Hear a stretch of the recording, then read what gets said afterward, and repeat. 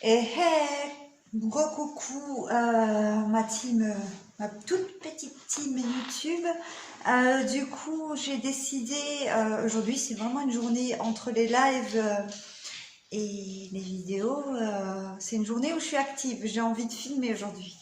Donc déjà, bienvenue sur ma chaîne. Pour ceux qui ne me connaissent pas, je m'appelle Céline. Je suis une toute bébé chaîne, on est 46, hein, ouais, c'est vraiment un bébé chaîne. C'est une chaîne où on parle un peu de tout. Sur ma chaîne YouTube, on fait du maquillage, on fait des bêtises aussi, on fait des pancakes.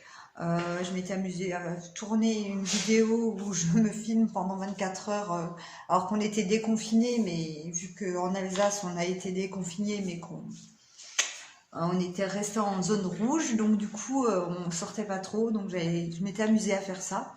Je crois que ma caméra est un petit peu sale. Oui, bon, ben, comme vous voyez, c'est un petit peu des fois l'arrache, un petit peu le bordel. Là, je me suis dit, et j'avais envie de, sans artifice, sans maquillage de nouveau, hein, je suis nature pâture aujourd'hui, encore, de prendre la caméra pour continuer la vidéo où je lis. Je ne sais pas si tu l'as pas vue, elle est sur ma chaîne où je lis un message d'une abonnée qui me parle de sa story time, qui voulait rester anonyme et qui me parlait de la violence conjugale qu'elle a vécue. Et c'était un sujet qui était assez difficile pour moi à traiter, que j'ai fini mais sans vraiment dire au revoir. Ce bruit, c'était un avion, oui, c'était un avion. Qui était assez brute comme ça à faire et que j'ai pas vraiment fini du coup.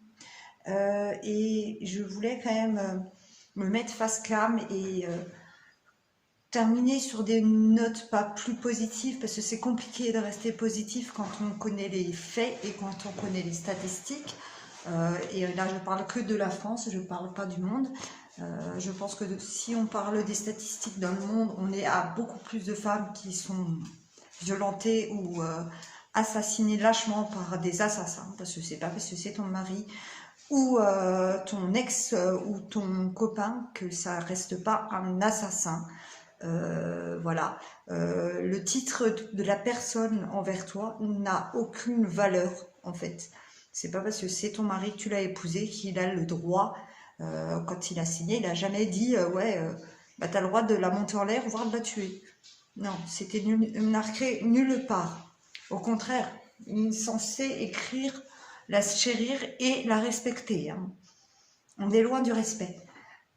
Oui, j'avais besoin de continuer et de discuter encore et de donner un message, pas d'espoir, parce que comme dit, c'est compliqué de quoi que si, il faut garder espoir pour que ces violences n'existent plus.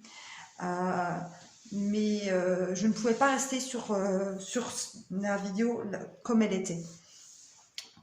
Du coup, ça va être encore compliqué, donc du coup, vous m'en voulez pas, je fume une cigarette, c'est pas bien, mais voilà. Ne fumez pas, c'est pas bien. Donc du coup, vous avez dû comprendre que j'ai vécu aussi de la violence conjugale dans mon couple, dans mon passé. J'ai été très souvent malmenée, entre guillemets, oui, si, malmenée, que ça soit du père de mon premier enfant qui avait tendance à me dire que je ne savais rien faire, et ça déjà, la violence conjugale, désolée, même si tu lui mets pas un coup, le fait de dire que tu es une merde, que tu sais rien faire et d'être méchant comme ça et énervé contre la personne en permanence et te dire que tu ne sers à rien, que tu sais pas lire, que tu sais pas écrire ou voilà, que tu es qu'une moins que rien, te rabaisser comme ça déjà, je pense que c'est déjà une chose qui a fait que dans mon cheminement, j'ai accepté des choses après que si on m'avait pas rabaissé comme ça, je pense que j'aurais eu plus confiance en moi et il y a des choses que je n'aurais pas acceptées. Je pense que, parce qu'on parle souvent du fait que les femmes restent malgré tout, mais je pense qu'il y a tout un contexte à prendre en compte. Il n'y a pas que la violence physique, il y a toute l'étape psychologique de la personne, et souvent les personnes qui sont violentes, je parle pas du premier père de mon premier fils, hein, enfin du père de mon premier conjoint, vous voyez, je bafouille. Bref, on va se calmer. Donc, je parle pas de mon premier conjoint parce qu'il n'a jamais été violent physiquement, mais plutôt verbalement. Mais je parle du deuxième conjoint, donc du père de mes 3 enfants, qui lui a été violent physiquement et aussi psychologiquement. Il a commencé d'ailleurs verbalement et à me dévaloriser et à me rabaisser psychologiquement. C'est souvent comme ça qu'il commence, à vous couper du monde entier, à faire en sorte que vous vivez dans une bulle. C'est des pervers narcissiques la plupart du temps, et ça c'est vrai. Ils passent pour des personnes bien. Vraiment, quand on les voit, on leur donne... tout le monde me dit, hein, on lui redonnait le bon Dieu sans confession. Il est sportif, il court, il était bien placé, voilà, monsieur avait une bonne situation. Enfin, quand je l'ai connu, hein. Mais après, il s'est créé une bonne situation, voilà. Non, on va dire, je vais pas cacher les choses, hein. Monsieur était dans la fonction de la gendarmerie, voilà, il était à l'Élysée, garde républicain, voilà, propre sur lui, bon sous tout rapport, mais en même temps, autant il pouvait être très très tout ça, tout bien sur tout rapport, très bien devant les autres, et en même temps il avait un côté très insocial, où ben s'il pouvait éviter de manger avec la famille, ou même rester à la maison, ou s'il avait un bouton, mon Dieu, s'il avait un bouton, il n'allait pas bosser, il pouvait pas sortir, il ne pouvait pas sortir parce qu'il avait un putain de star dans la gueule et te faisait des soins, des machins, des trucs bizarres, tu vois. Vraiment, c'est une personne qui est complexe. La plupart du temps, ils sont très complexes psychologiquement, mais ils sont très intelligents. C'est-à-dire qu'ils savent très bien qu'est-ce qu'ils veulent faire de toi. Et ils savent très bien le faire. Et c'est ça qui est très très pervers dans leur façon de faire. Parce qu'ils ne peuvent pas dire que c'est juste un coup de sang. Non, tout est calculé. La façon dont ils te coupent du monde entier, la façon dont ils te disent que tu dois plus avoir d'amis, que tu as le droit de fréquenter personne, qui te fassent des crises de jalousie parce que soi-disant tu es habillé de façon aguichante alors que tu as juste un jean et un t-shirt et des tongs, quoi. Non, ben non, il faut que tu mettes un gilet long pour qu'on voie pas tes fesses, parce que tu te comprends, tes fesses c'est les siennes. Tu lui appartiens. Tu lui appartiens à 1000%. C'est même pas il t'aime, il te possède. Tu es son bien. Tu es rien d'autre. Tu n'es pas importante à ses yeux. Et moi, je l'ai su quand j'étais enceinte de mon dernier. Quand j'étais enceinte de mon dernier, j'ai fait l'hypertension. J'ai failli y passer. J'ai failli faire une prééclampsie. Mon fils est né avec plus d'1 mois de retard parce que j'ai fait justement une prééclampsie, que j'ai fait un décollement du placenta. Le petit a failli y passer, moi aussi. Quand il a su que je faisais de l'hypertension, sa réaction a été « Je m'en fous si tu meurs, tant que le gamin il survit. » Voilà. Je m'en fous si tu meurs, tant que le gamin survit. Mais il aurait été incapable de s'occuper seul de 3 enfants. D'ailleurs, la preuve, c'est qu'il ne les voit pas. Il leur envoie un message de temps en temps pour leur faire des promesses qui ne tiendra jamais. Tous les Noëls ou les anniversaires, il dit qu'il va leur envoyer des cadeaux, il ne le fait pas. Voilà. Donc, tu crois vraiment que tu serais occupé de mes 3 enfants seul? Non, impossible. Bref, je sais que c'est un petit peu bizarre que je me mette face cam comme ça, mais je pense que j'en avais besoin pour vous montrer que voilà, tout ça je l'ai vécu, et oui, c'est dur, je le conçois très bien. Oui, comme dit, j'avais besoin de vous montrer que oui, c'est dur. J'ai dû couper parce que ma fille venait derrière et que j'ai pas forcément envie non plus que vous la voyez, ou bien que elle participe à ça. Donc du coup, je disais oui, je sais que c'est dur. Moi, j'ai eu la chance de pouvoir rentrer dans ma région natale, d'avoir été entourée par ma famille. Je tiens à préciser que l'histoire, c'est pas du tout la mienne, bien qu'il y ait des similitudes dans certaines choses. Il y a des choses que j'ai vécues. Effectivement, la première gifle, la première scène, on comprend pas. On comprend pas. Quand il me faisait des crises, des fois, oui, effectivement, j'ai eu le même... comment dire, il y a eu des choses qui s'est passées aussi. Pour ma part, ça a été très compliqué. Moi aussi, j'ai eu déjà les oreilles qui sifflent et dans du coton, à pas savoir ce qui vous arrive, à pas comprendre. Et oui, on se remet en doute tout le temps. Ça, c'est malheureusement, on croit toujours que c'est nous. C'est nous. Et quand j'ai eu le courage d'en parler, on m'a demandé, la propre maman d'ailleurs, de monsieur, m'a demandé, mais qu'est-ce que tu as fait pour l'énerver? Donc les gens n'aident pas forcément. Les gens, qu'est-ce que tu as fait pour l'énerver? Je suis enceinte de son enfant, je ne peux rien faire pour l'énerver, je n'ai rien fait pour mériter ça. Et maintenant, aujourd'hui, avec le recul, avec des années où je suis maintenant, ça fait 10 ans que je suis séparée bientôt, c'est encore des fois compliqué. Je suis pas encore totalement confiance en moi, mais il y a une chose qui est sûre, c'est que je sais que j'ai rien fait pour mériter ça. Je n'ai jamais mérité ça. Et même si j'avais été infidèle ou que, je sais pas, que j'aurais été une conne ou quoi, même ça ne mérite pas autant de violence. Et il faut que personne ne subisse ça. Parce que moi, j'ai eu de la chance dans mon malheur, c'est qu'il n'a jamais été à me casser un nez ou une côte. J'ai eu des bleus, des trucs comme ça. Il était assez intelligent dans sa façon de faire. Parce que j'ai jamais eu vraiment de traces sur le visage. Bien qu'il y a des gens autour de moi qui se doutaient, parce que forcément ils ont entendu. Bien sûr, les voisins, bien sûr que dans une gendarmerie, il y a du monde autour, tout le monde entend, mais personne ne dit rien. Il faut arrêter de culpabiliser la femme. Ne culpabilisez pas. C'est pas vous le problème. Ce n'est pas vous. C'est lui. C'est lui qui a un problème. Et ça, il faut que les gens se le mettent en tête.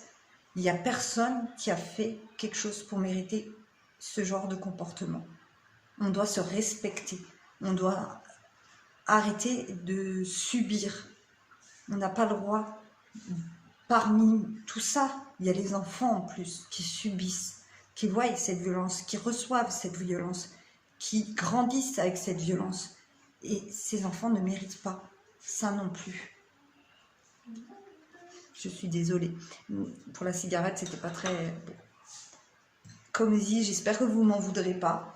Et j'ai envie de vous expliquer une note positive à tout ça. C'est que entre-temps, j'ai eu la chance, comme dit, de partir, de me reconstruire, de commencer des projets qui sont pas forcément tous super top, mais il y en a qui ont été des flops. J'ai commencé le dessin, je voulais faire du tatouage, je ne suis pas tatoueuse, mais voilà, j'ai mon petit travail, j'ai commencé l'aventure Party Light où je vends des bougies, je fais des lives sur Facebook. Je ne suis pas forcément la fille la plus sociable du monde dans le sens où j'ai pas 50 000 habits. Comme dit, j'en ai qu'une que je vois souvent, et puis d'autres avec qui je discute sur Facebook surtout. Je ne suis pas encore au top de ma vie dans le sens où je ne suis pas encore totalement confiante en moi, mais on peut s'en sortir. On peut s'en sortir avec des petites victoires de tous les jours. La plus grosse victoire, c'est d'être indépendante. Ma plus grosse victoire aujourd'hui, c'est de travailler, d'avoir mes enfants, ma maison, mes chiens, de faire mes vidéos sur YouTube, de faire mes partages sur Instagram, c'est d'être entreprenante, d'avoir des idées, d'avoir de la créativité qui revient, l'envie de faire de la musique, l'envie de dessiner, l'envie de faire des choses qui me ressemblent. et qui me plaisent sans que personne ne me juge, que personne ne m'interdit de faire quoi que ce soit. Personne n'a le droit de décider à votre place ce que vous voulez faire de votre vie. C'est votre vie, c'est pas la sienne. Et ça, c'est énorme déjà. Pour moi, je suis juste heureuse de pouvoir être maître de mes propres choix et de ma vie. Et je vous le souhaite à toutes celles qui regarderont cette vidéo, toutes celles qui seront dans une difficulté, toutes celles qui connaissent quelqu'un qui est dans cette difficulté, donnez-lui ce message d'espoir, donnez-lui des good vibes, donnez-lui l'envie de partir, donnez-lui, montrez-lui à quel point c'est possible. Et pourtant, je ne suis pas la fille la plus forte du monde, je suis juste une simple fille. J'ai juste eu le courage de dire non, c'est pas la vie que je veux, non, c'est pas la vie que je veux pour mes enfants, non, je ne fais rien pour mériter ça. Et oui, je veux changer, je veux sortir de ça. Et même si j'ai pas non plus vécu des moments de violence extraordinaire où je n'ai pas eu, comme dit, de coup de frappe cassé ou de nez cassé, des fois, vous savez, juste la violence psychologique, une baffe, ça suffit. Même ça, c'est interdit. Personne ne doit le faire. Donc voilà, les notes positives, c'est qu'on peut s'en sortir. On peut avoir envie de partir et on peut y arriver. Il y a des aides, il y a le 119 pour les enfants, il y a un autre numéro pour les femmes battues, que je ne connais pas, je devrais le connaître d'ailleurs, c'est un peu honteux de ma part. Il y a les assistantes sociales, il y a des éducatrices. Effectivement, c'est difficile parce que des fois, il faut passer par les foyers, des fois, les hommes ont tendance à nous poursuivre, mais c'est pas infaisable. C'est pas infaisable. Et il faut qu'il y ait plus d'aide encore. C'est pour ça qu'il faut en parler tous les jours. Il faut en parler tous les jours parce que c'est intolérable. C'est une situation qui est intolérable. Donc, sur ce, je vais vous laisser parce que je ne veux pas que cette vidéo soit trop longue non plus, pour qu'elle ne soit pas trop pénible à regarder pour vous. Et il est l'heure que je m'occupe aussi de mes chiens et tout ça, et de mes animaux et de mes enfants et tout ça. Donc, je vous fais des bisous. Je sais que mes vidéos ne sont pas parfaites et que je ne suis pas une youtubeuse hyper pro, mais ça me ressemble. C'est juste moi au naturel. Je vous fais des gros bisous.